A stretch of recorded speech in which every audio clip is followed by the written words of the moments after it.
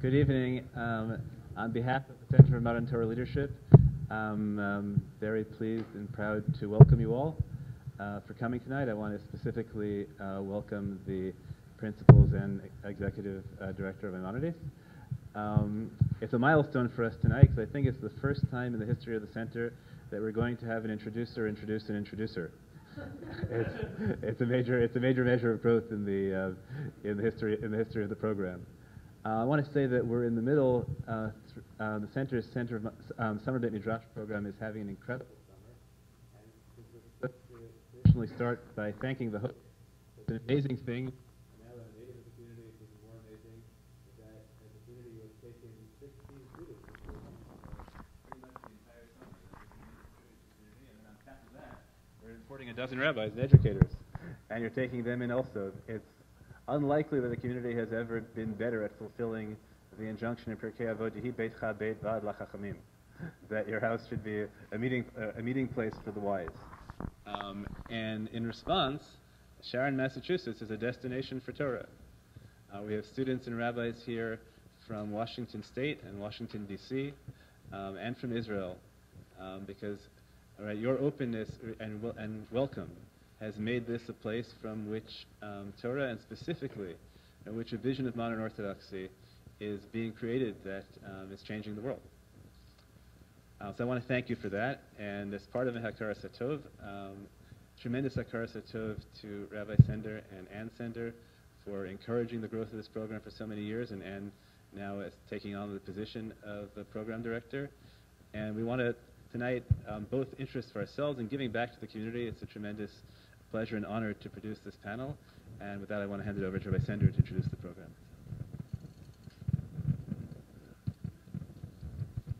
Yeah, we are so pleased to have the Center for Modern Torah Leadership here and all these distinguished scholars that have been with us for this rabbinic conference.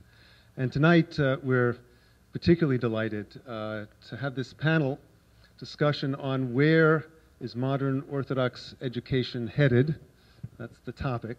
And we have with us very distinguished scholars. For us, it's just a wonderful opportunity as a community to hear some of the great experts and professionals in the field. I'm going to introduce our panel, go alphabetically. We have Rabbi Shalom Berger, who directs educational programs at the Lookstein Center for Jewish Education, part of the School of Education at Bar-Ilan University. And many of you may be familiar with the Lookjed listserv that Rabbi Berger directs, and many of you, in fact, may have even posted comments on it and gotten responses. Rabbi Berger previously taught at BMT, Midrash at Lindenbaum in Israel, in Aliyah in 1991. Prior to that, taught and acted as director of the Israel Guidance in New York area high schools. His doctoral dissertation focused on the impact of the one-year Israel programs on American day school graduates, and it was published as part of Flipping Out, Myth or Fact, the Impact of the Year in Israel. Also developed the Orthodox Caucus's Guide to the Israel one-year programs. It's now hosted by the Center for Jewish Future at Yeshiva University.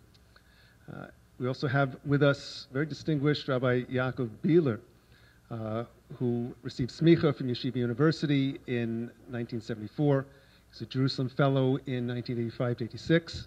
He taught and served as an administrator at Ramaz, I'm familiar with that, and the M.J. Berman Hebrew Academy. And Rabbi Bieler has been involved in adult Jewish education in New York and the Washington, D.C. area, and since 1994 has been the rabbi of the Kemp Mill Synagogue in Silver Spring, Maryland. I was pleased to be there once as a scholar in residence. It is one of the most dynamic kehilos in the country, an extraordinary place with an extraordinary Rav. Rabbi Bieler has been a mentor in the Bar-Ilan University Lookstein Center Principles Program and has written on the philosophy of modern Orthodox education. We also have, and I'm really distinguished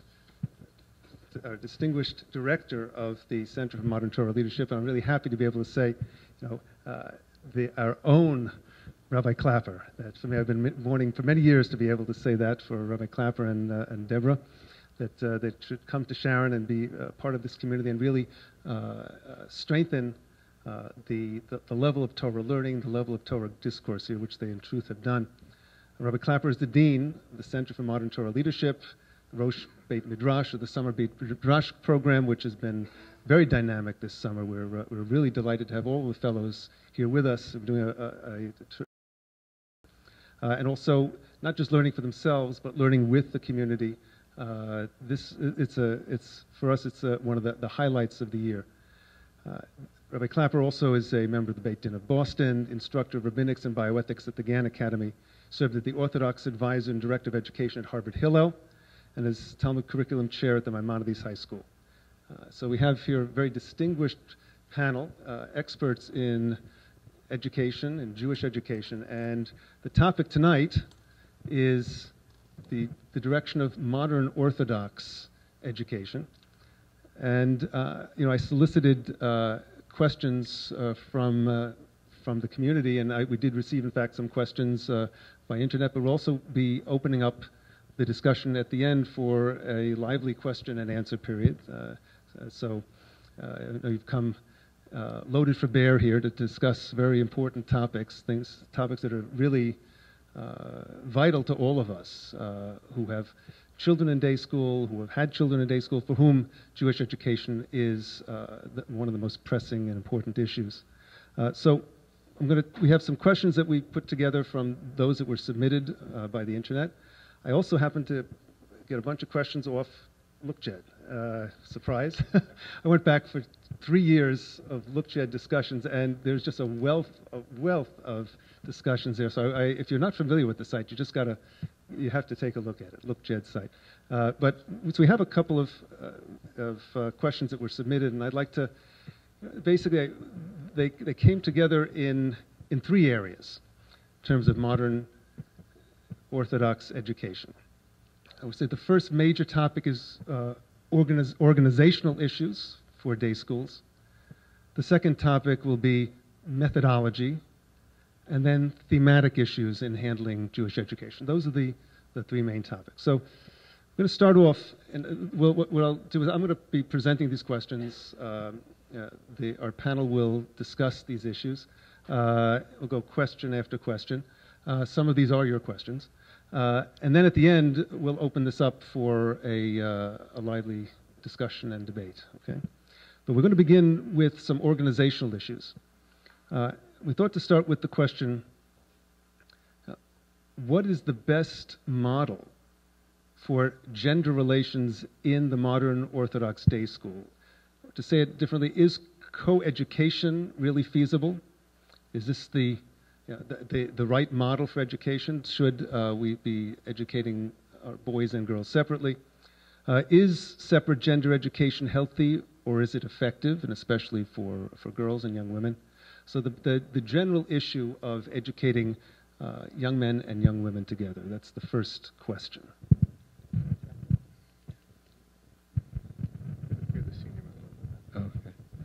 Hi, good evening, and thanks for hosting this. This is something that's a passion for us, and hopefully for you as well.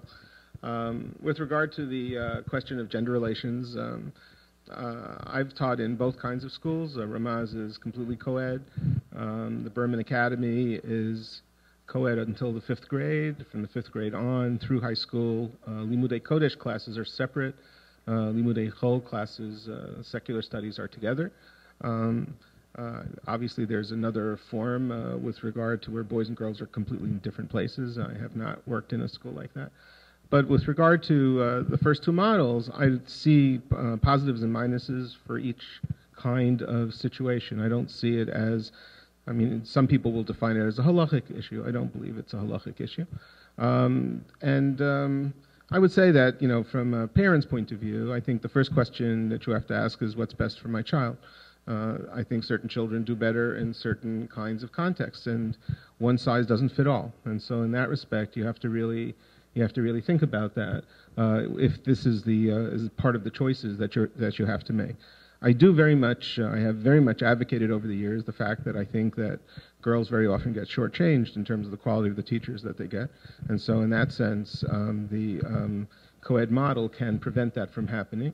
That being said, there's also there's teasing and competition that children have to be able to put up with. I think it's partly the school's responsibility, the teacher's responsibility to moderate that and to be careful with that, even to the point of having sensitivity training with students. We've done that in the Berman Academy.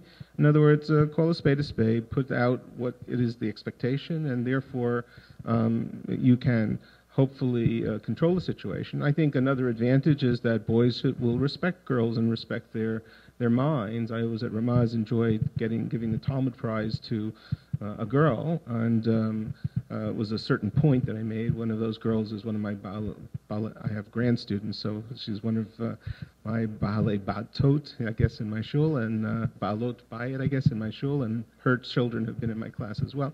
But on the other hand, sometimes there are certain issues that can be discussed amongst all boys, all girls, and that's a consideration as well. And so, I would say that there isn't one particular model, assuming that the school is sensitive to the various hazards that each model might present. Those things can be overcome, and therefore an individual and a community would have to do what's best in their own interests. I'll echo Rabbi Bieler's thanks to Potrim B'Chvod Achsanya. Thank you for hosting us. This is really, not only is this a pleasure, but I have to say that seeing so many people come out at 8:30, 9 o'clock at night to this it's exciting to see that this is an issue that is of concern to you. I drove in this morning from Camp Mosheva in the Poconos, where I play Camp Rabbi and have for many years, and the first month ended today.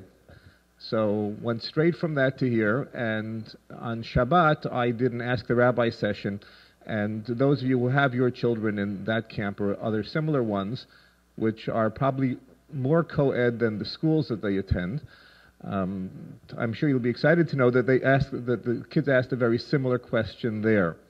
And one of the things I spoke to them about was the importance of developing healthy, respectful relationships between boys and girls, and that co-ed settings offer that opportunity, and it's important that grown-ups as well as children understand that they should look at everyone they meet, whatever the gender, as individuals and not as objects. Having said that, I think it's important to note that for all that the question made a point of saying is separate gender education healthy or effective, especially for girls, much of the research shows that separate education is better for girls.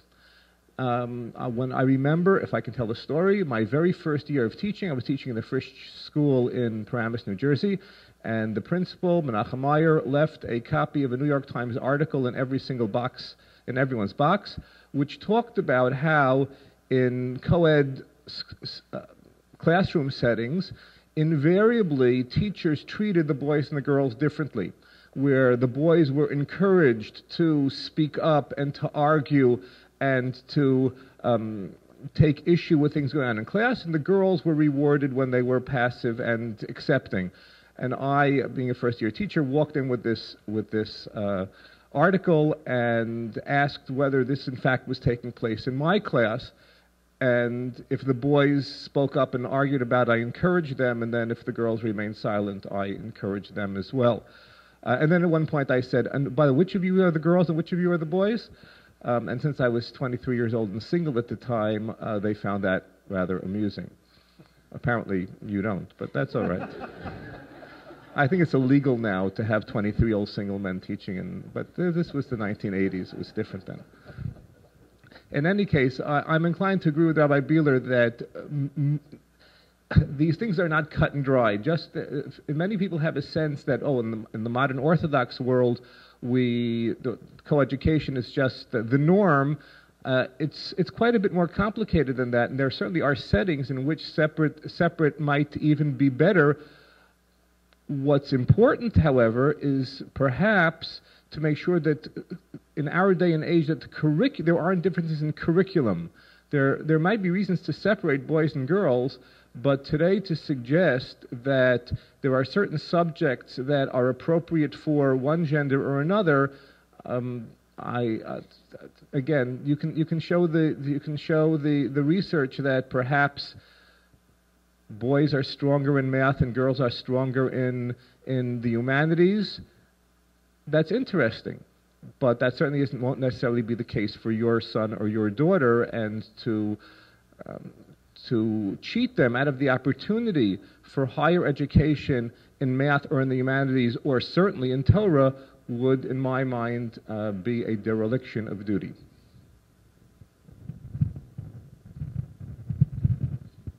So I think the only things I would add to those presentations is that it's a mistake to think of education as the only context in which one has to address the issue of gender relations, and to address it in isolation. I think if you look, I think there are models of really successful co-education for students who are co-ed students and live co-ed lives, and there are models of really successful single-sex education for students who live single-sex, right, who live segregated lives. What I think really doesn't work is building a school which is totally countercultural to the rest of kids' existences. Right? If you build a single-sex school for kids who live co-ed lives, then all you do is create a completely unstructured environment outside of the school, and usually a completely crazy, wild environment inside the school. It's also important to understand that, because often presented sociologically as if the choice is between co-education, which is a very balanced curriculum, and single-sex education, which is much more Judaic-focused, which has longer school days in certain ways and things like that, and that is not essential at all. And I do think that it's probably the case that if you are setting up single-sex boys' schools, certainly, you need to find something to occupy large swaths of their time, because they're not going to live single-sex lives in a, right, if their school lives end at 5, and they have no serious structured Torah environment to take them the rest of the day, then the illusion that they are living a single-sex life out of school should not be long sustained. So really, right, so I think the issue really is to make sure that you set up a school that can work in tandem with the culture you're trying to set up, as opposed to work only with imaginary children.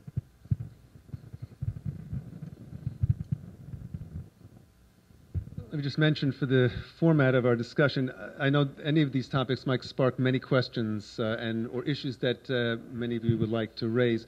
We're going to kind of move through these questions to start with, and hold on to your questions or jot them down. And then in the question and answer period at the end, we'll revisit anything that you want to talk about and have what may be a lively discussion and push these issues a little further as well. The next question that came up on the organizational level is, do the teachers in a modern Orthodox school need to share a modern Orthodox ideology in order to teach effectively? So let's say if the teacher is a good teacher for Gemara, but he has another ideology. Let's take particularly, let's say, a more Haredi ideology. Is it appropriate for him to be teaching in a modern Orthodox school? Is it a good idea, perhaps an advantage? How do you feel about that?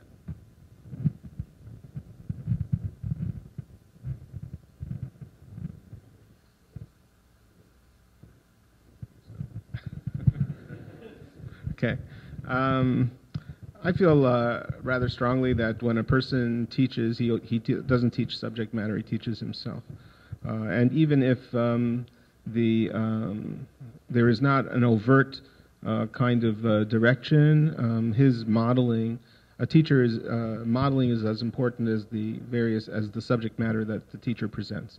This is not lost on students. Students pick up on these things very, very astutely.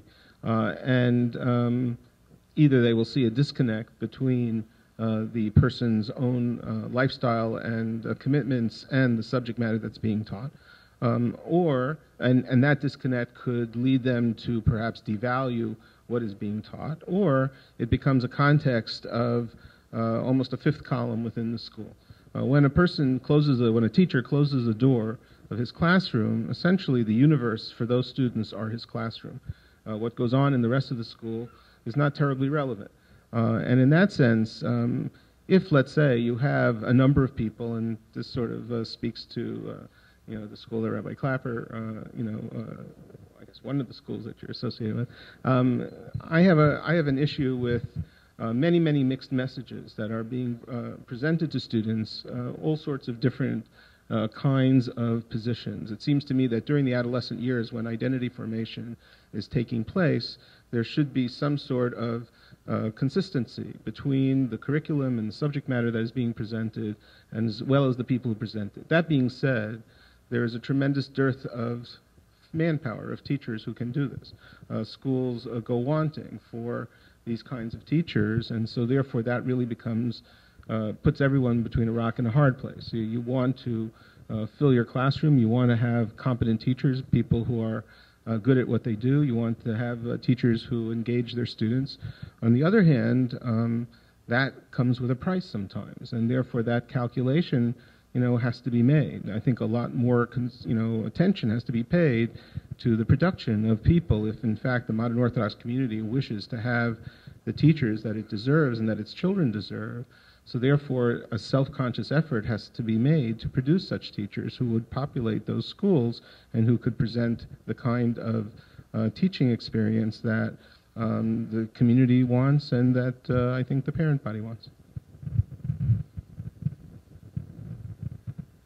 Just so no one should think that this is a new issue, this is sort of a mirror image of the question. In Volozhin, in the late 19th century, when the Russian government forced the yeshiva to introduce some level of secular studies, so there was a disagreement between Reb Chaim Soloveitchik and the Nitziv as to whether they should hire maskilim, they should hire Jews who were open to the world, or they should hire non-Jews.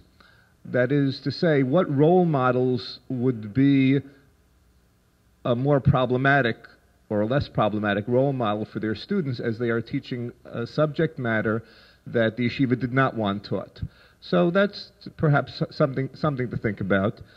I think that one of the reasons this is an issue here, aside from the one that Rabbi Bieler raised just as far as needing to find competent people for the classroom, is that by definition, most of us think of modern Orthodox education as being open-minded education.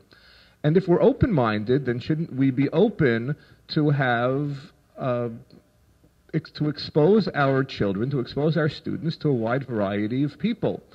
And isn't that an opportunity to offer our students the opportunity to learn with someone who is very, very knowledgeable as far as, let's say, Gemara is concerned, but someone who doesn't share the same worldview, the same ideology of the school. I think that I'll share another. I told you my first story. I'll tell you a Midrashet Linderbaum story, or a Bravender's, as we call it colloquially. At one point when I was teaching there, a friend of mine who was in the Haredi world came to me and said, "Why won't Rabbi Riskin let me come and give shir to the girls and explain to them why it's usher for them to learn Gemara?" So I said, "Well, would you let Rabbi Riskin come to your school and speak to your students about why they should be learning Gemara?" And he said, "No, of course not, but that's because I'm Haredi. I'm supposed to be closed-minded." He claims he's open-minded. So I think that it's important to know that we shouldn't be open-minded when it is, you know the popular line about not being so open-minded that your brains fall out. And in fact, here we have to be very careful about making sure that the ideals that we hold dear are ones that our teachers share with our students. And if there is a concern that, in fact, the messages that will come across, aside from the text that's being studied, are messages that run counter to the general position that the school takes on one subject or another, I think it's a very, very serious issue. One has to think very seriously before hiring such a person.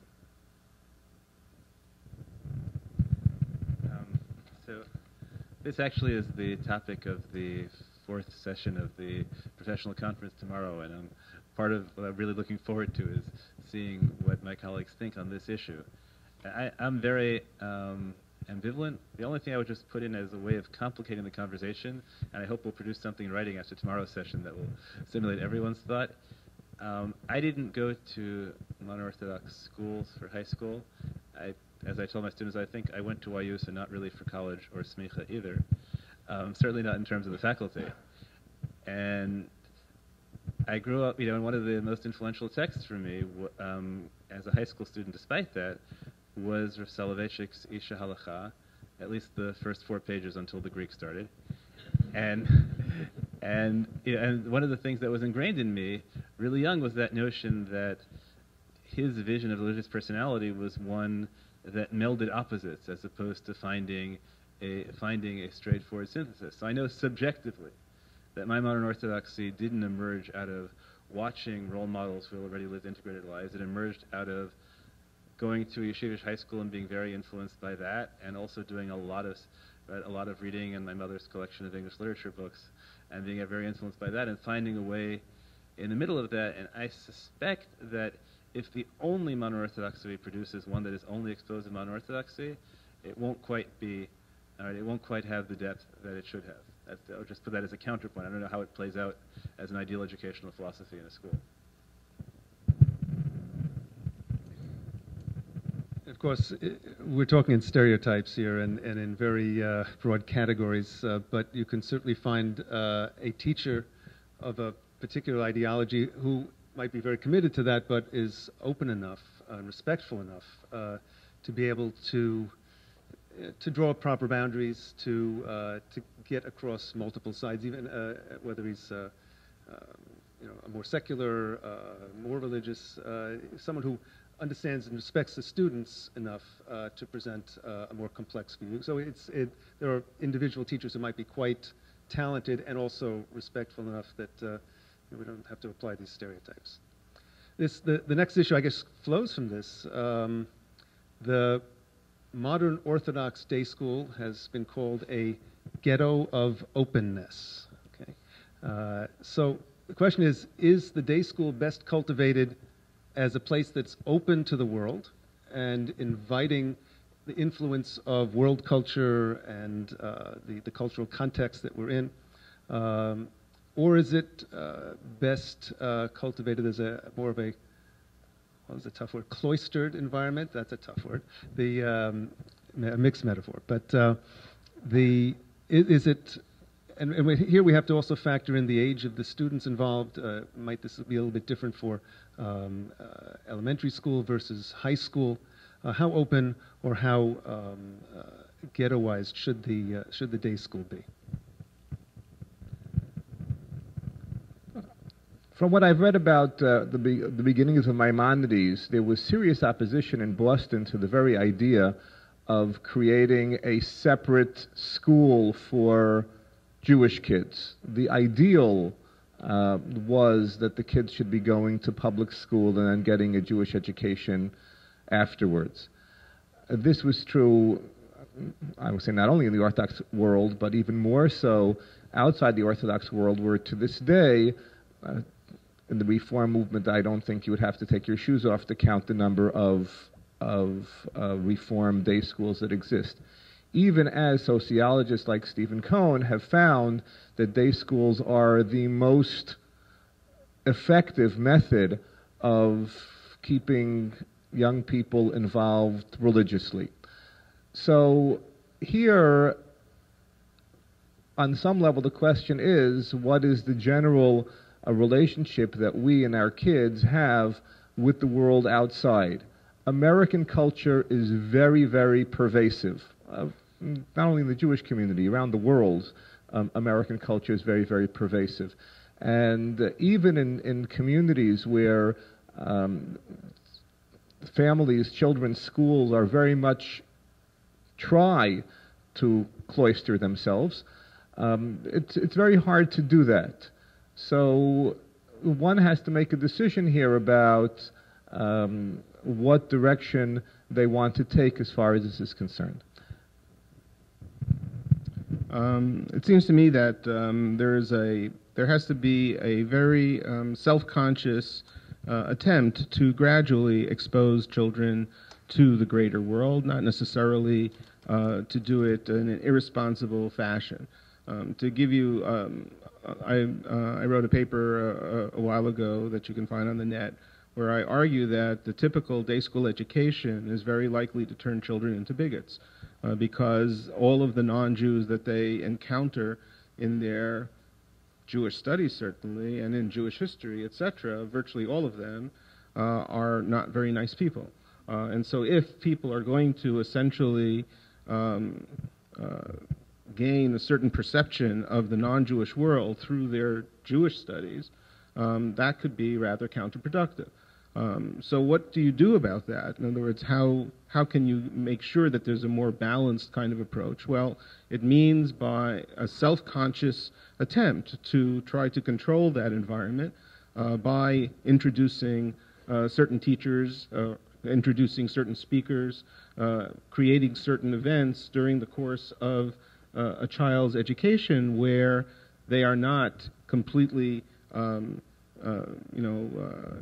they're out on their own and therefore they have to fend for themselves, but where you can give them a certain amount of guidance. In terms of our own children, our younger daughter, who was very interested in the arts, she began to go and take art classes in D.C. She would go with the Metro downtown. And this was her first, she went between her sophomore and junior years in high school. This was her first exposure to the kids in those classes, but she would come home every day also, and we would talk about her experiences. Our older daughter went to a women's engineering course in the summer at Maryland between her junior and senior years. She dormed with 3 non-Jewish kids. It was very interesting for her to have that exposure, but again, this was not how she was going to now have to deal with the rest of her life. She invited them home for Shabbat and everything else, and so therefore, again, it was a sort of a gradual kind of exposure. And I think that that kind of self-conscious way of, on the one hand, being concerned about identity formation of the adolescent, but at the same time not giving them the impression that they are completely cut off.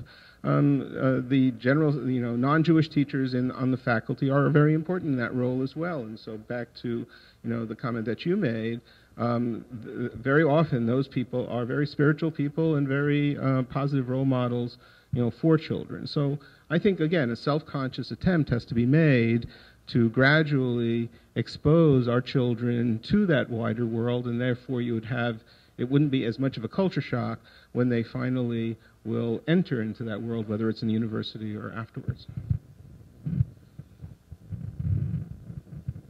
We now move from organizational issues to what we would call methodological issues.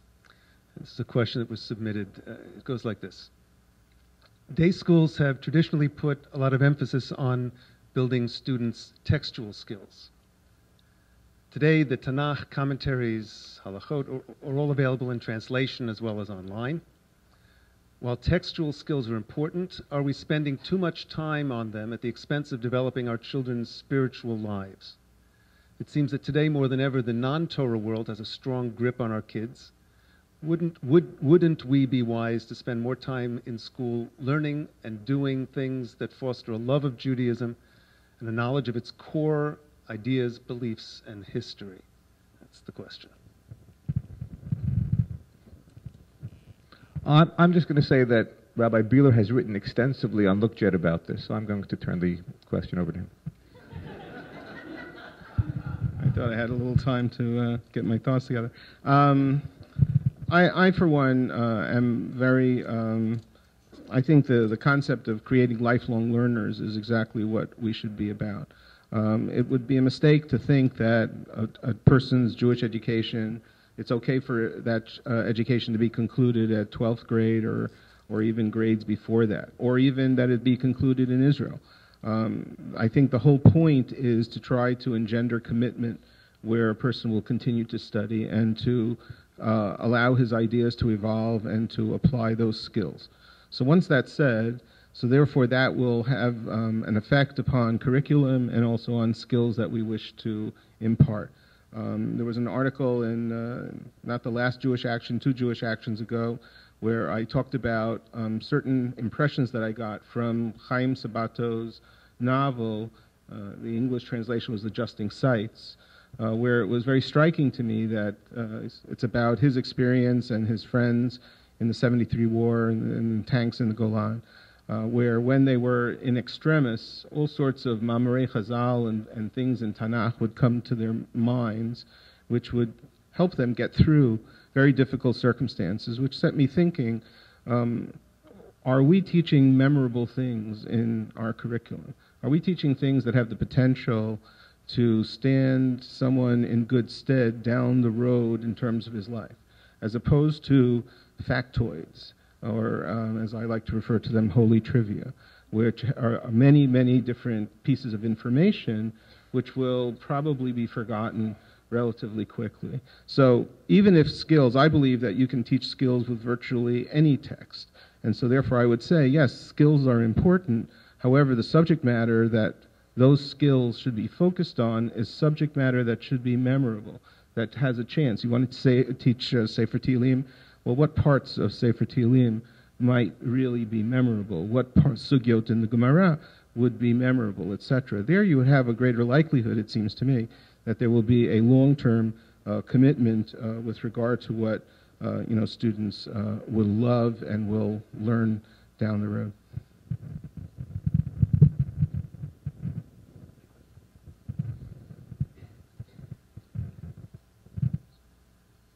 To follow up with this and to push it a little further, do our students get an opportunity to ask the questions that really bother them? Is this kind of questioning threatening to teachers, threatening to administrators? How can this be handled most sensitively and effectively? How do we nurture the student who doesn't buy into the ideology? Okay.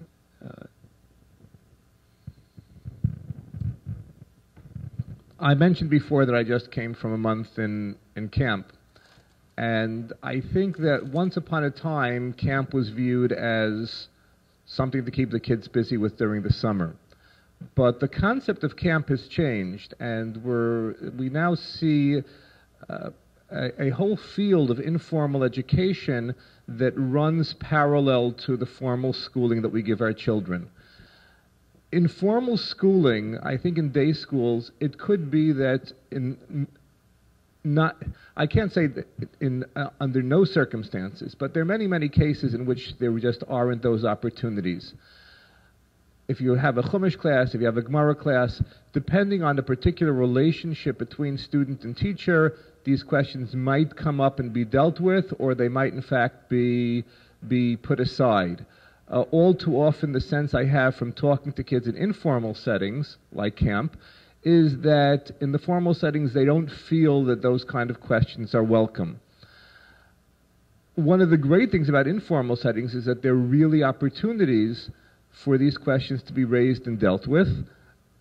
I think that one of the challenges is that very often they are raised and dealt with not with people who have years and years of experience and learning, but oftentimes with role models who are really positive and wonderful role models, but are essentially kids that are just a few years older than the ones who are asking the questions. And I think that schools would do well to set up opportunities to discuss these kinds of things.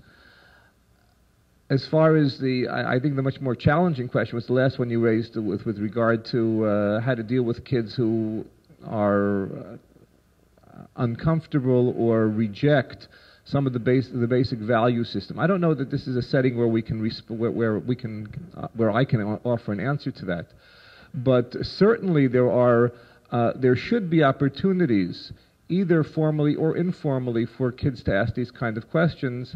And I just have the sense that in the existing curricula in many, many schools, the courses are much more focused on texts that will not lead to these kind of questions being raised, and these, I think, are things that schools have to think about. Okay, my turn to tell a story. One of my students in Ramaz came in one day very excitedly and said, we had a debate in English class about whether God existed. We took a vote and God lost. I asked for equal time. Would you like to see my presentation about that? I said, yes, I would. And he showed me what he said. And I was thinking about that. Why did that come up in English class? It came up in English class because it's safe. For that to come up in a Judaic studies class, you might antagonize the teacher who will think all kinds of things about you, and that would be unfortunate. And I said, it's really terrible that the only place that it's safe to bring up these kinds of discussions would be in contexts where the faculty member would not support it or would even use it against the students. And so at that point, we designed a course at Ramaz, which essentially raised the issues of conflicts that probably would arise as students would go through their secular education going forward. I think that that's really the kind of thing that a school needs to do. Obviously, you need the kind of faculty person who is interested in this and sympathetic to it. And in that way, having a course, then even if a child, a student, is afraid to ask certain questions, well, they just can sit there and listen. They don't have to ask. They don't have to stick their necks out, because if you're going to cover that stuff and you're going to give them the readings that are going to deal with that, well, they're dealing with it, however actively or not actively they wish to participate. Number two, I think certainly in a high school, there should be an attempt to combine and to get students to try to do research on some of these things. The kinds of readings that they are given, the kinds of papers that they have to write, should be those kinds which, again, are not considered irrelevant, but really strike to the heart of some of these issues to make them grapple with them and to give them the support that will help them do that. Then all of a sudden, school will be extremely meaningful and will have value, as opposed to something that they have to go through and something that where they have to just meet standards but not feel that it's terribly personal or terribly relevant. First of all, that's an awesome question. I think that's a really amazing question. I think that there are a couple of issues that need to be raised in this context. One is that most schools, especially Orthodox day schools, really don't like dealing with failure. And it's hard when people are paying you a fortune and you really dedicate your life. It's really hard to face failure. And one has to, I think, acknowledge up front that a significant percentage of the kids who raise really important questions are not going to have them answered satisfactorily. Certainly not going to have them answered satisfactorily for a long time.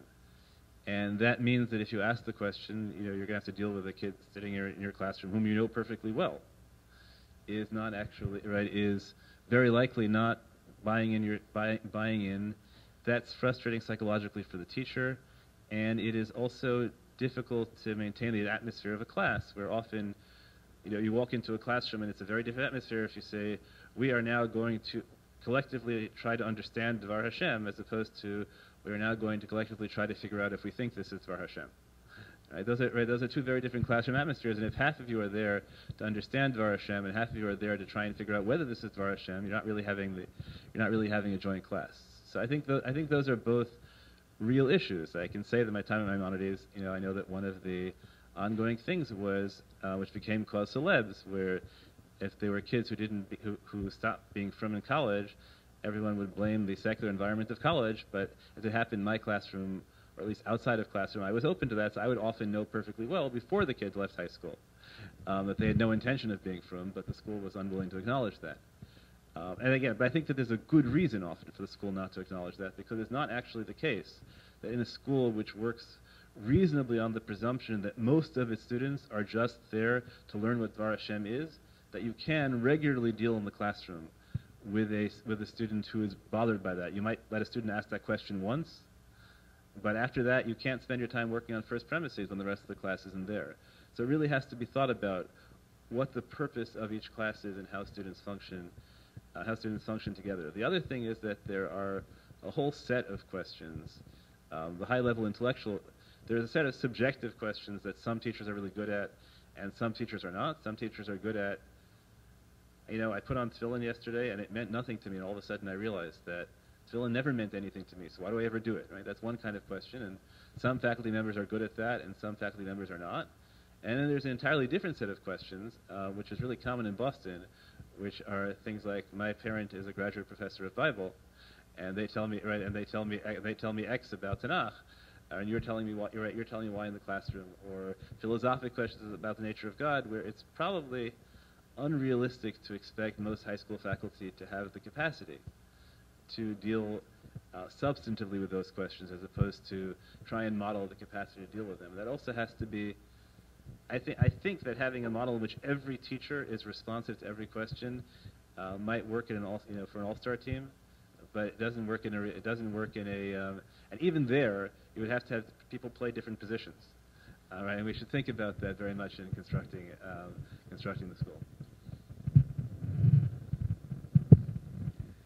Just want to add, I think this is a really important and critical issue, and the ability to ask questions, any kind of question, and to feel safe asking those questions is a very precious part of our children's education. It's a necessary part of it. I have to say, at Shas, our local day school here in Sharon, goes to 6th grade, so it's an elementary school. But for the last 3 years, we've had an Ask the Rabbi session. I'm the rabbi. So it's on Friday mornings, and Rabbi Levitin Pryor and our present head of school, Dr. Wagner, both have encouraged this, and the teachers have encouraged it. So I get to sit with, it's the 3rd, 4th, and 5th, and 6th grades. We go kind of round robin through the year.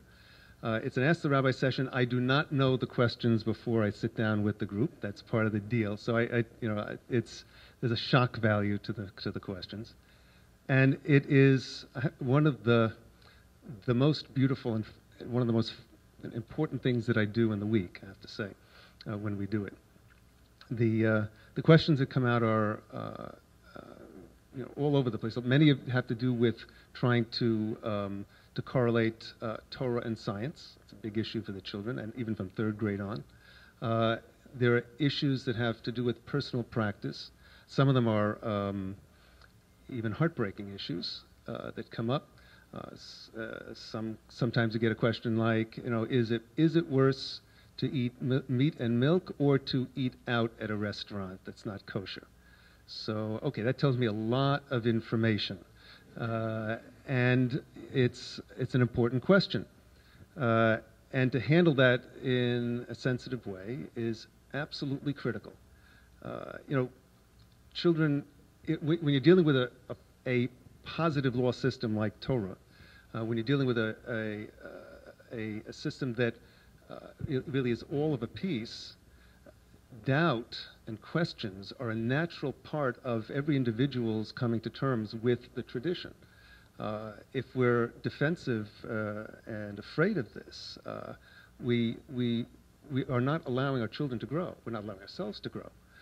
You have to be able to work through your questions when you're dealing with a system that is tradition-based. You can't be afraid of these questions. And the questions will lead you to, they often lead me to important places, so I have to say that.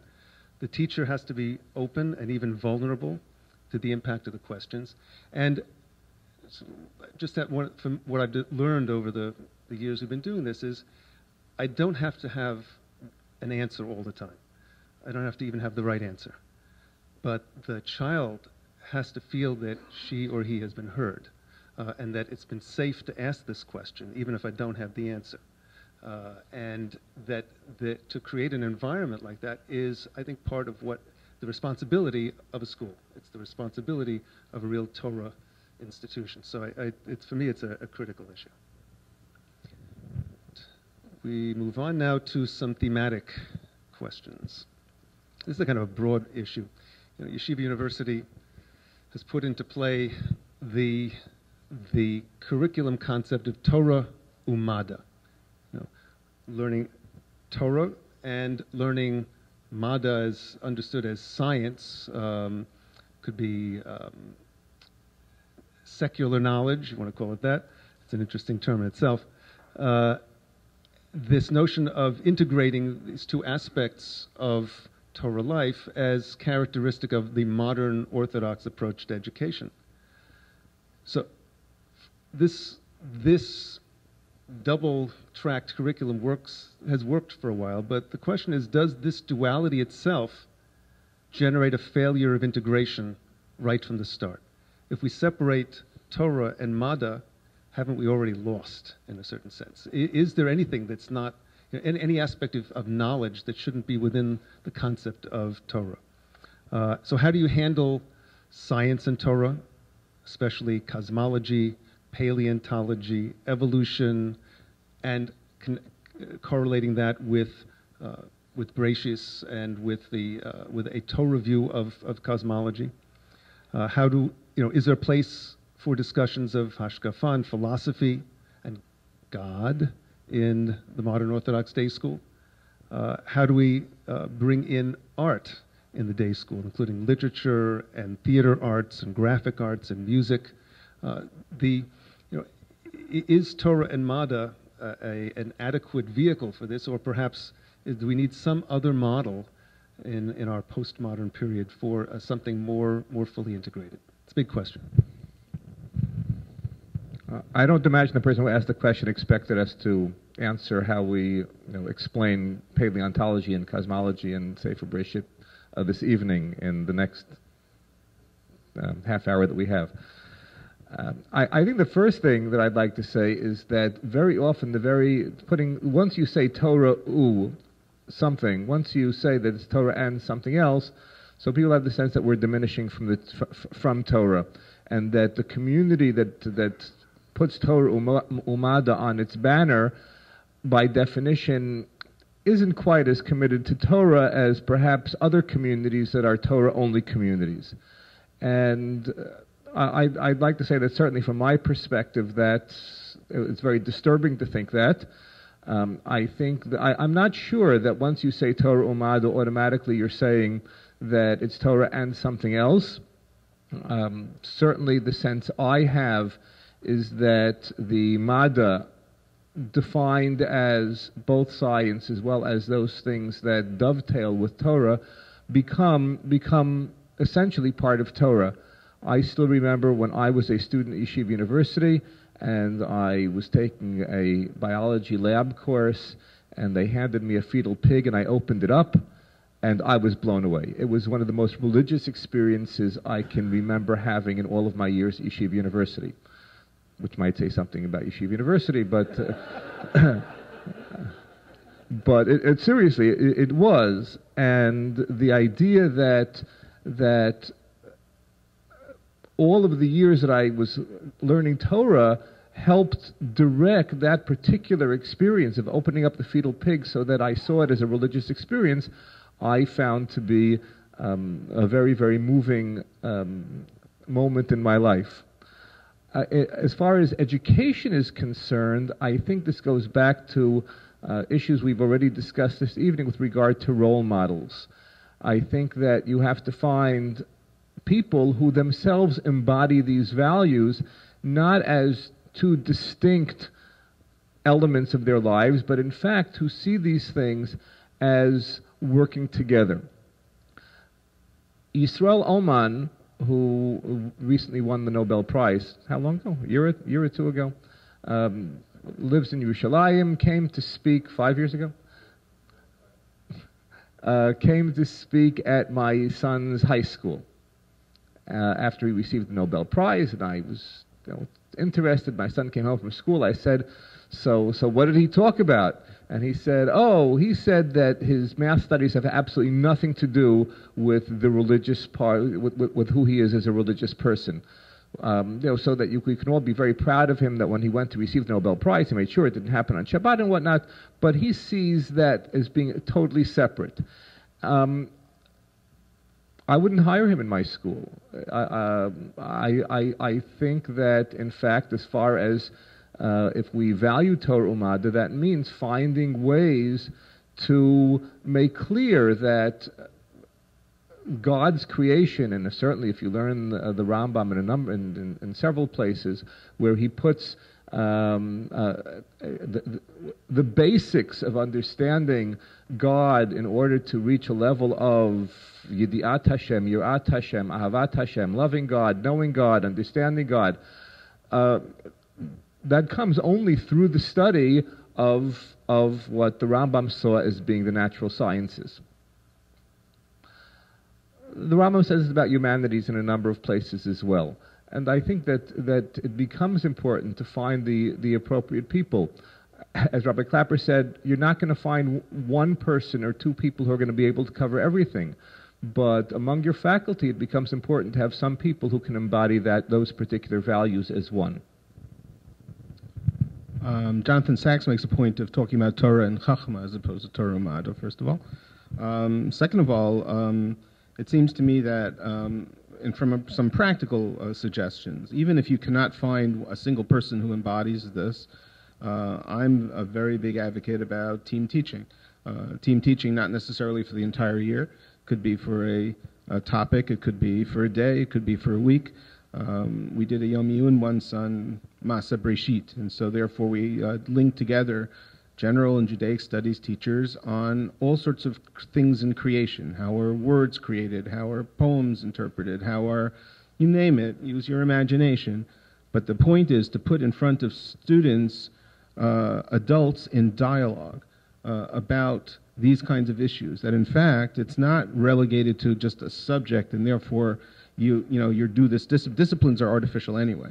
There's a great statement by Alfred North Whitehead who talks about how, the real subject matter that we should be studying is life, not math and English and history.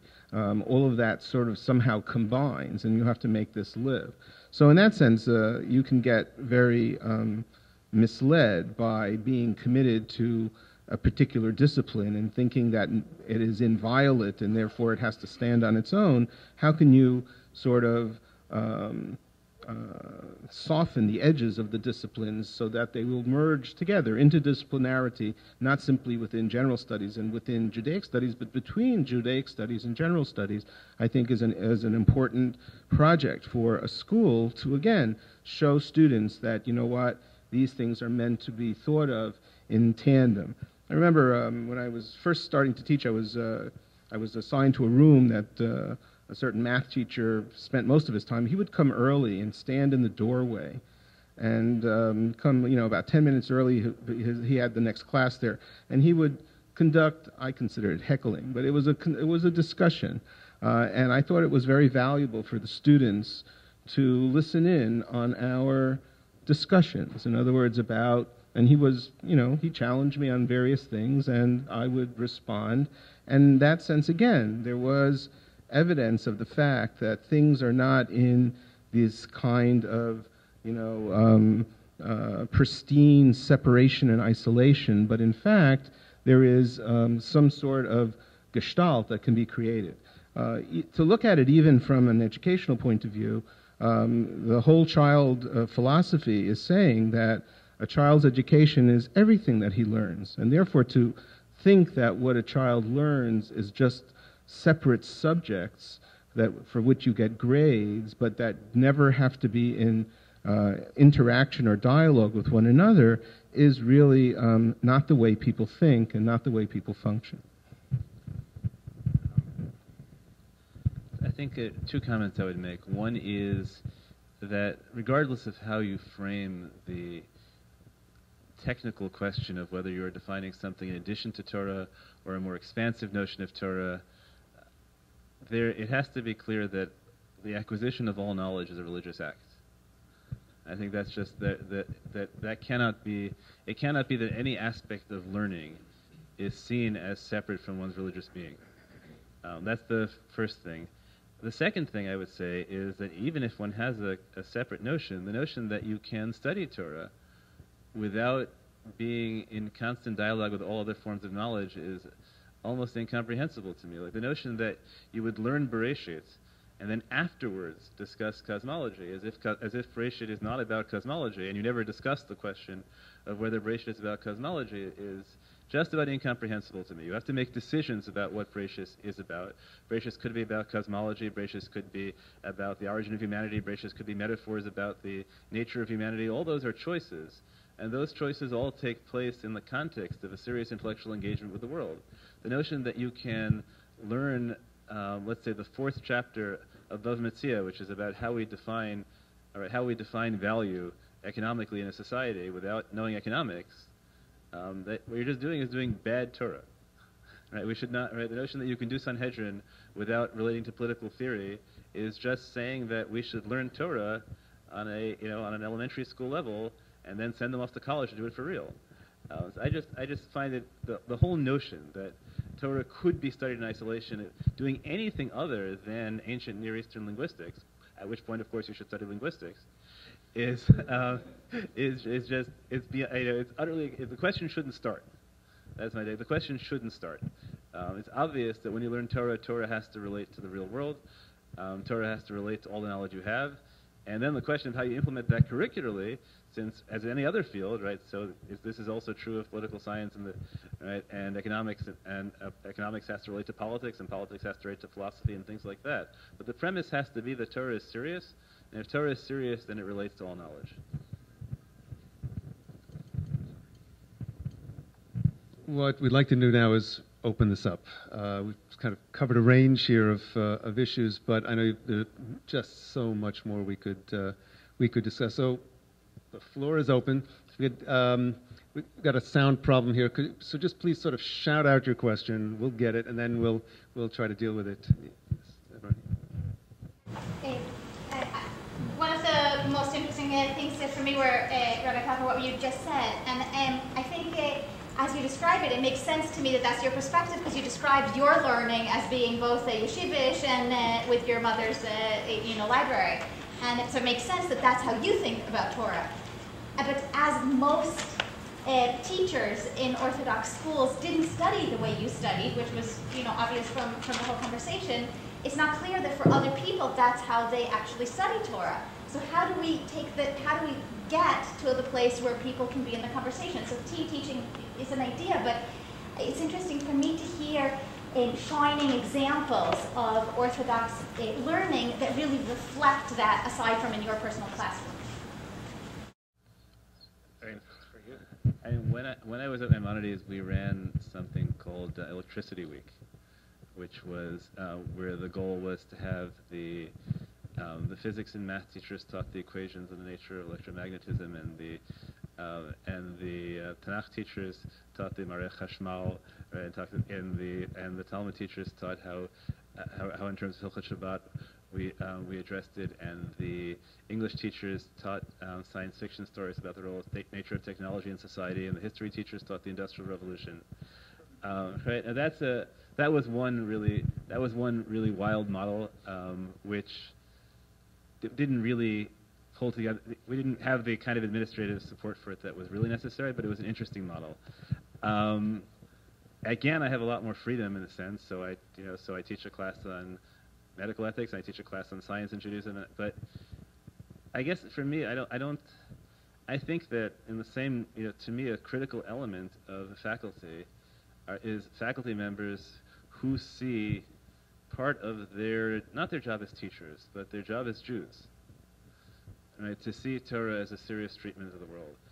So they have to, at the very least, be open to recognizing that since Torah addresses the world and there is knowledge about the world elsewhere, that's part of what they do.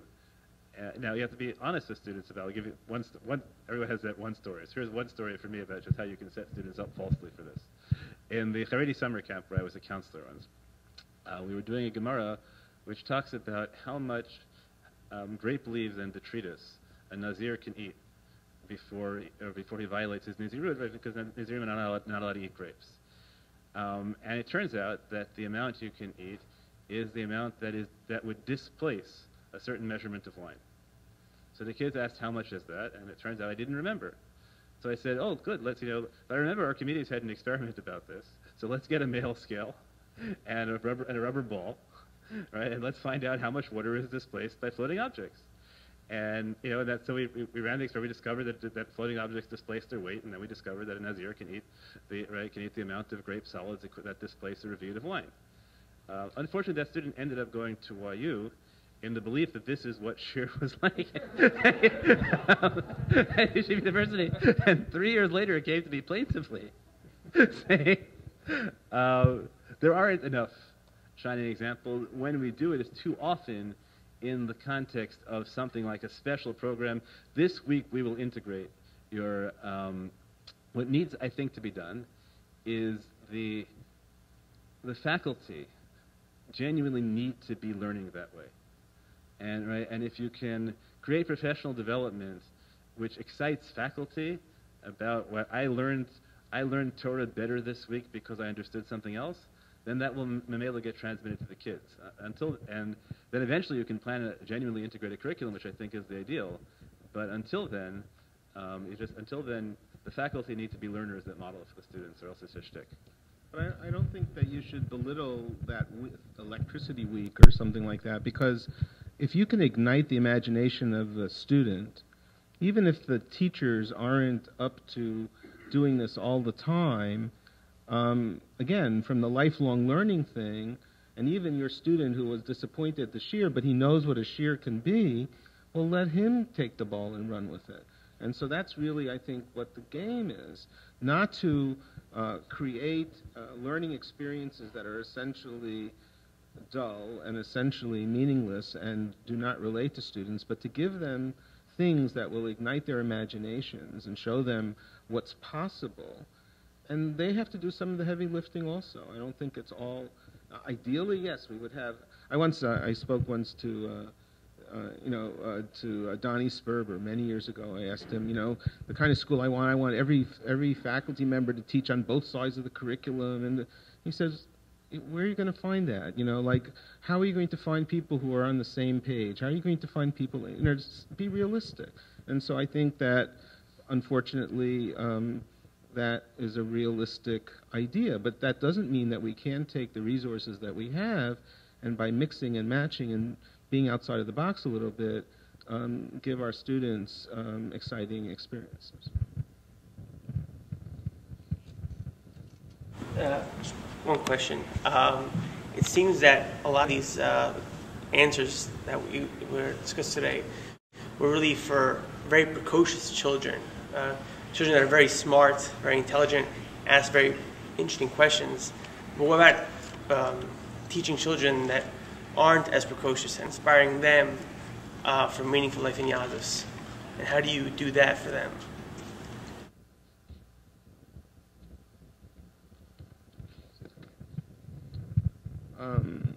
Obviously, just like one size doesn't fit all as far as schools are concerned, that's also going to, the truly gifted teacher presents, well, it depends on what kind of class you have. If you have homogeneous grouping or heterogeneous grouping, it depends on who's making up the class, whether there is mainstreaming, whether, there are lots of variables. Assuming that someone has a class of mixed skills, a skilled teacher will present the same material on many, many different levels. That's the whole multiple intelligences idea, that you realize that not everyone is going to get everything the same way. And what you're going to have to do is you're going to have to engineer. A gifted teacher just does it naturally. It just comes instinctively. So some others, we have to think of it very self-consciously as to how can I design this so that the maximum number of students in the class will relate to it and will be able to connect to it. And that's a lot of work, but the individualization that's required in order to reach as many students as possible, I don't think it's always possible to reach every single student, but it's possible that if one class I don't and another class I do, or I will focus on that group the next time to make sure that they also have a meaningful kind of experience. So it's about knowing your students, knowing your skill set, knowing the kinds of things that you can do in order to engage them. Obviously, if you're going to approach the material the same way every single day, day in and day out, that's a guarantee that there might be some students who will learn despite you because, they want to learn, and it just, Even though you're trying to bore them to death, they just won't let you. But there are lots of other students that you really have to work hard to engage. But that's the job. That's, if someone isn't ready to do that, so they're in the wrong profession. You have to find people who are ready to engage, who are ready to, try to develop their own skills to be able to maximize the experience of all of the students in their classroom.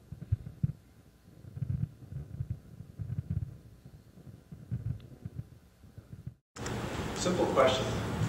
A lot of parents ask, how are we going to pay for this? As educators, what are some of the areas or questions that you would ask that we as a community to explore to be able to answer that question as we try to improve the education year after year and make it essentially more expensive?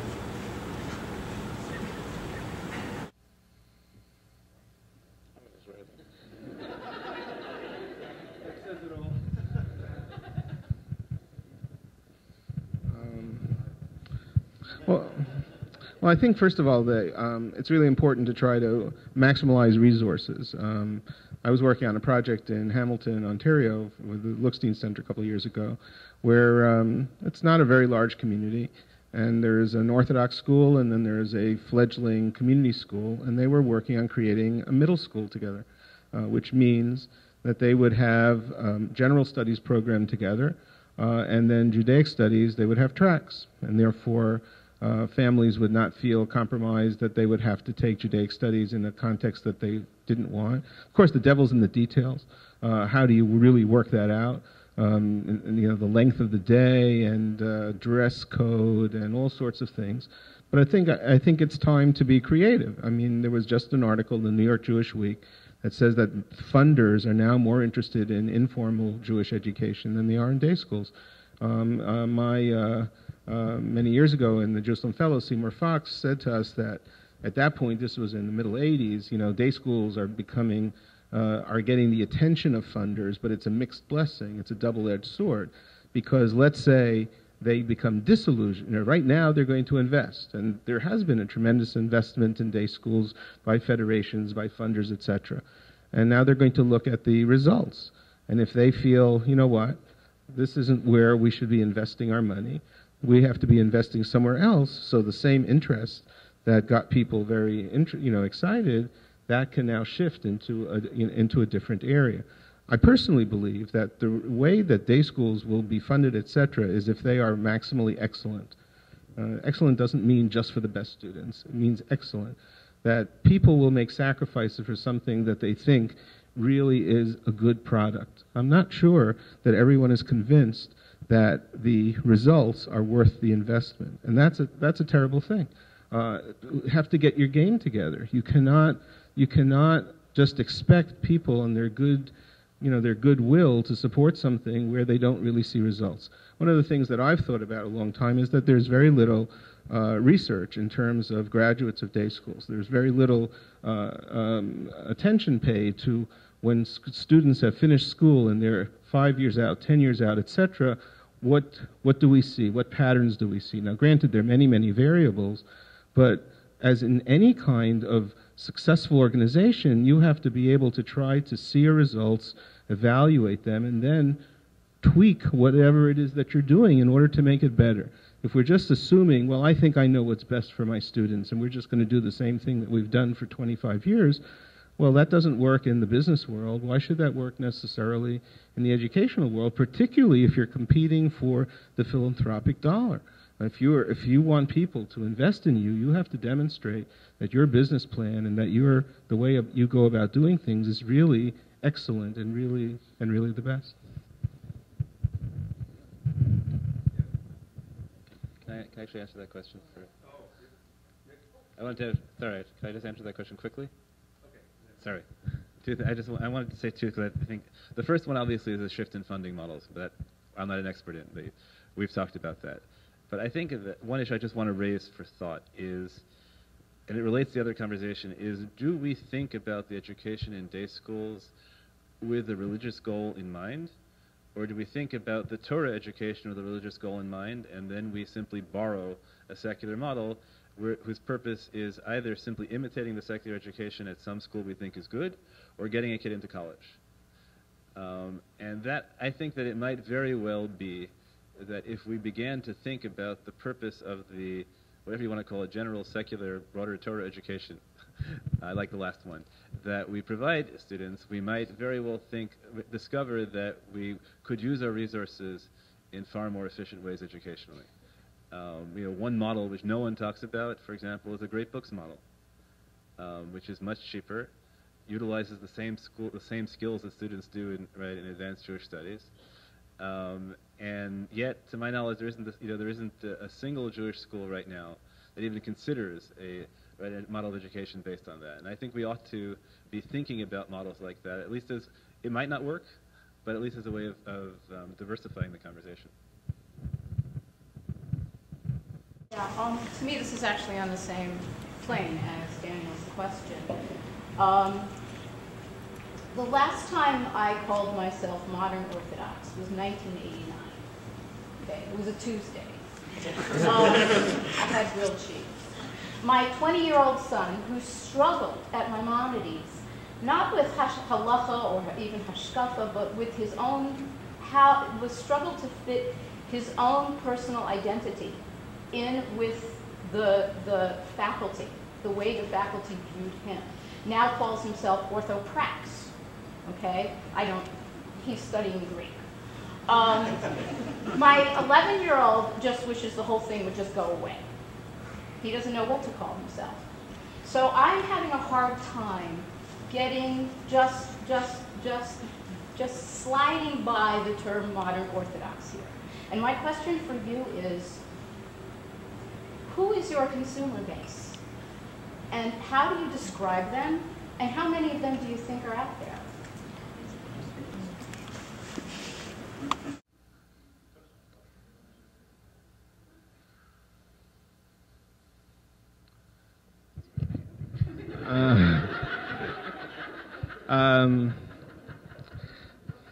Well, perhaps I'm spoiled, but in our community in Washington, I think there is a significant number of people who, first of all, in terms of definition of modern Orthodoxy, it seems to me there are people who are trying to live very traditional observant lifestyles and who are also embracing the general world. Particularly people, it seems to me, who work in the government, who are in the military, who are in academia, etc., are very well positioned to be able to at least strive to do those kinds of things. It's hard to take a survey as to knowing, well, let's look at this community, let's look at this community, what are your percentages, etc. However, those of us, and there's lots to be said of many people who say that this is something that is past and that there is a new model. But those of us who believe in this view will say that, okay, the analogy that I always say is that I don't believe that God has put us here to be the Pennsylvania Dutch of the world. I think that Jews are meant to interact with the general society. I think they're meant to contribute something to the general society. And it seems to me that modern Orthodoxy, as opposed to other versions of Judaism which do not pay all that much attention to the general world, is the philosophy and the outlook which makes sense and which resonates, certainly for me, and resonates with a lot of certainly my contemporaries and a lot of the people in my community. Is this going to continue to be the trend? Is this on the upswing? Is this on the downswing? That's really hard for me to say.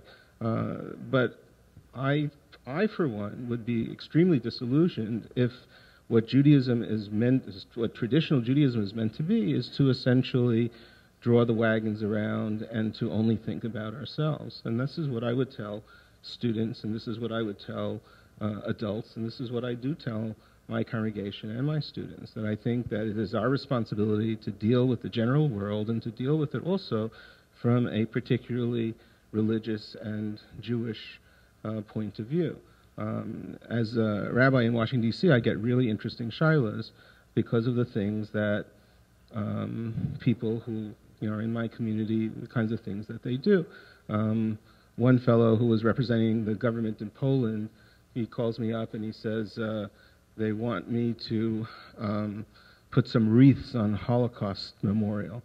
we don't do wreaths, so what should I tell them? What should I say to them? So I said, well, what about try to explain to them that it might be meaningful to put rocks or pebbles on these monuments. And apparently the Polish government really got into that, and they got rocks from different camps, etc., and they turned this into a very meaningful kind of situation. And it was specifically because this person who's working for the government, but who's also highly Jewishly sensitive. I mean, he has smicha, and I mean, he's quite knowledgeable, but he had this concern and he wanted to consult. To me, that's the kind of, now you could say, well, how many people will be like that? How many people will be in that kind of position? My view is that's what we should try to have our children aspire to. That's what we should try to have to model. Those are the people that we should put on pedestals. One of the things that we did was we invited, for the senior class, we invited various people in the community who were doing this, who were religious and who also had very responsible kinds of jobs interacting with the general society. Show them examples of this. To me, I think it's very engaging and something that's important. If you don't show them, but it's also very hard. So if you don't show examples and people just think that, why do I have to bother? This is not going to be something that's successful, well then obviously that's going to be very, very discouraging. So I think you have to encourage and show role models and make it exciting. Thank you. So I just wanted to say that we created a really safe environment for Brennan to be able to ask that question. So I want to say kol hakavod to our speakers and audience. I just wanted to make a few comments, and this is speaking as an empty nester. I'm not quite sure what I'm doing here tonight, but I'm still interested in this stuff. But I think one of the solutions to today's school tuition is to see what a college tuition looks like. So hang in there. But seriously, I just wanted to say a few quick things. And one was that I remember I had a 9th grade teacher in English who was just a brilliant individual, and he told me many years later that one of the issues he had in his life was people would always ask him why he didn't become a doctor or a lawyer. And I think we need to be really thinking about this, about the value of the education, and when we talk about the funding, what our priorities are as communities in nurturing the funding and to get in there, and maybe to be thinking also about ourselves as parents and families and being partners with our teachers and maybe not expecting the teachers to solve it all. And I think many of us have such demanding occupations sometimes that we're working from 6 in the morning till 9, 10 at night and just kind of not there, almost mindful, and then kind of expecting these teachers when we go into a parent-teacher conference to get it all right. Maybe some of those discussions that are starting to happen in school need to be continued at our Shabbos tables in a place where there aren't comic books and computers and other kinds of things, and clear out your dining room and spend time Friday night and say, bring me your Gemara, let's sit down, let's discuss, and let's think about some of these ideas and questions. So I wanted to say that. The other point I wanted to make was that I don't think we have to be so scared about our children having culture shock. I think that as much as they're in day schools, they're well-versed. There's Facebook, there's TV, there's so much going on there that I don't think we have to be apologetic for something we're trying to do as modern Orthodox Jews in giving this kind of education. And I think our job is to show them this is valuable and that they need to be respecting of teachers. And if they have 9 teachers, they may not like every single teacher. Yes, we need to improve things in our day schools, I agree, and we need to work on innovative curriculum. And we're discussing that tonight, but at the same time, I think we as parents need to be thinking about the messages that we're giving our children at the Shabbos table, in our discussions, and together as communities to help boast to the kids to say, this is a precious gem. This is something we are working very hard to afford, and we are giving you a gift. I wasn't fortunate to have that gift, but my kids were.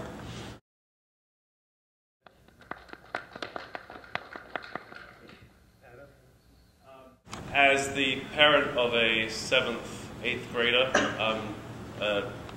beginning to learn about the concept of that it's not called to be frum.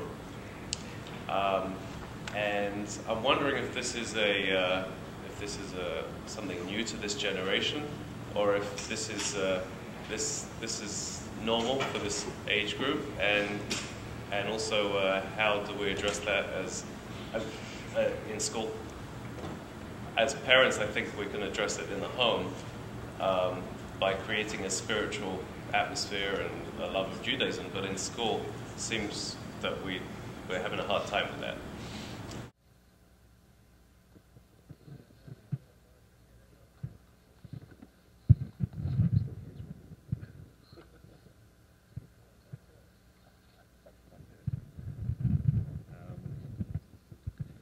I think that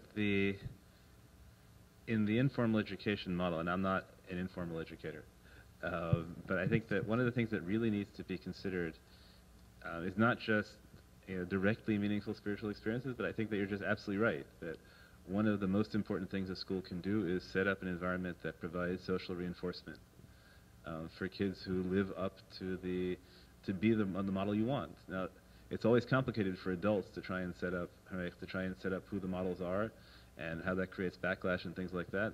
And it's not my expertise, but I think it's absolutely true. I know, let's say, like I was very motivated just because the summer camp I went to put Mishnayot Balpeh contest charts up on the wall, and that was cool.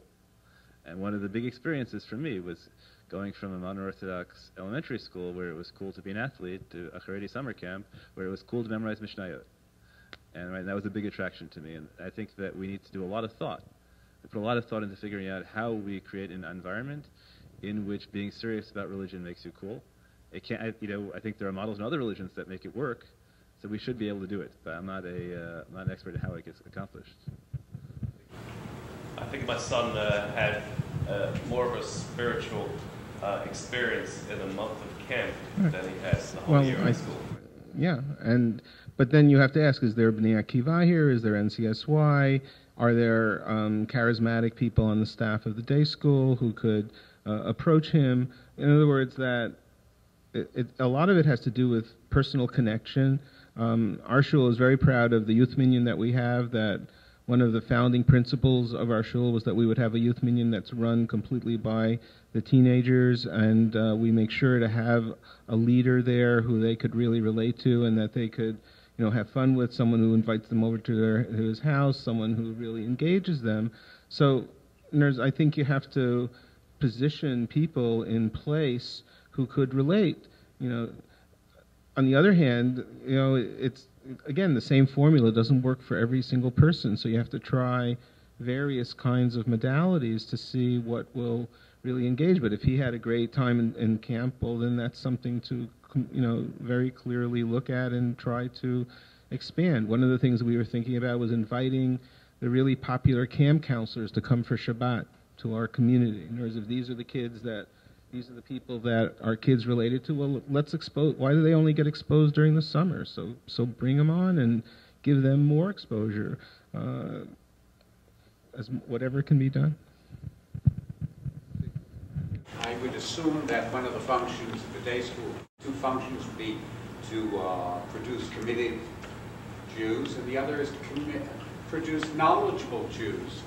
And I would assume that after 12 years of day school, this is a curriculum question, that a kid would be familiar with all the parshot in the Torah and would be familiar with a large portion of Tanakh. And unfortunately, I'm going to say it's Yeridot Hadarot, because what I saw 20 years ago, I don't see now. Are we relying that, they'll go to Israel. They'll learn it in Israel, or they'll learn it on their own? I think we have to produce knowledgeable Jews.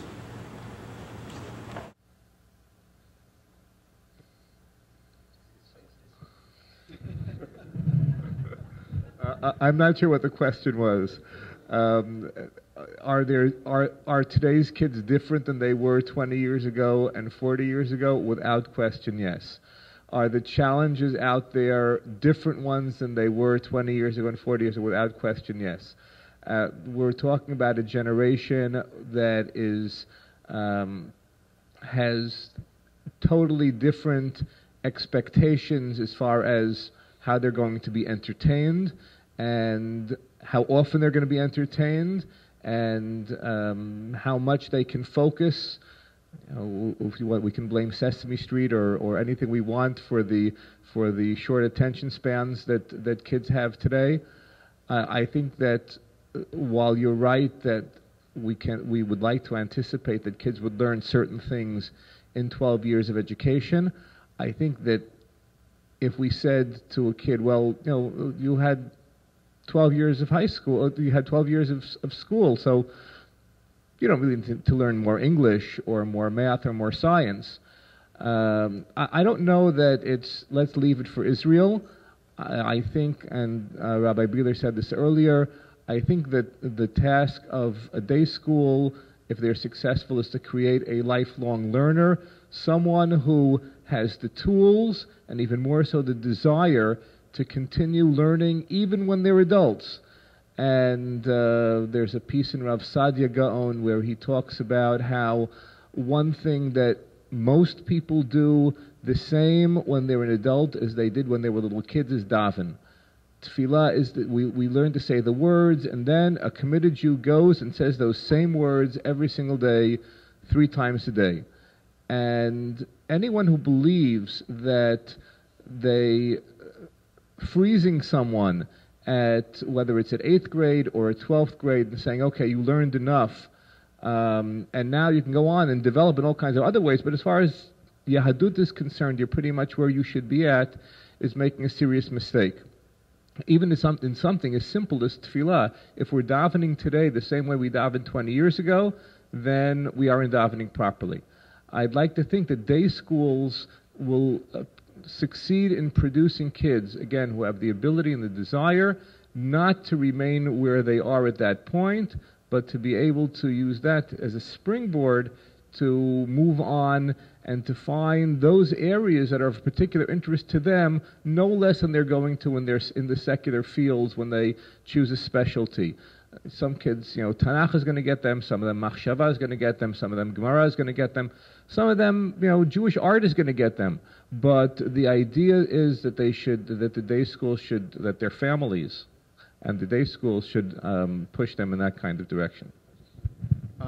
Just talking about tefillah, but in general, this is something I've been thinking about for a while. We live in a video culture. We live in an interactive culture. Even on Shabbat, you hand someone a siddur, it just sort of sits there. It's lots of words on a page.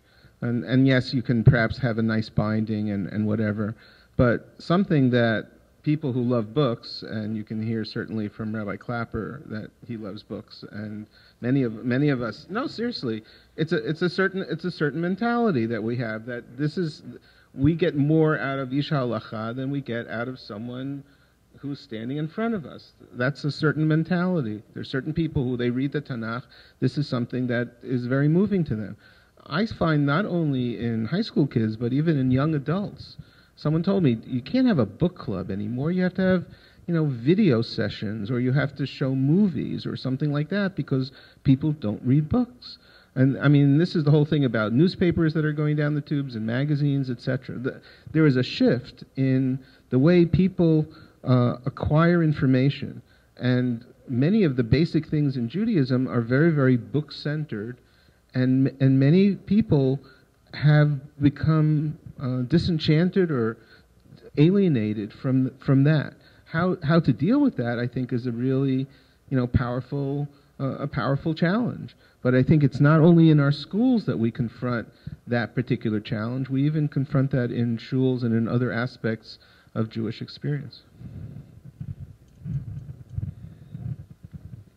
I want to thank Rabbi Berger, Rabbi Bieler, Rabbi Klapper for a very stimulating evening, an Ask the Rabbi evening, and it was fearless, I think, on your part. And I want to thank all of you for a very stimulating discussion all around. And congratulations to all of you.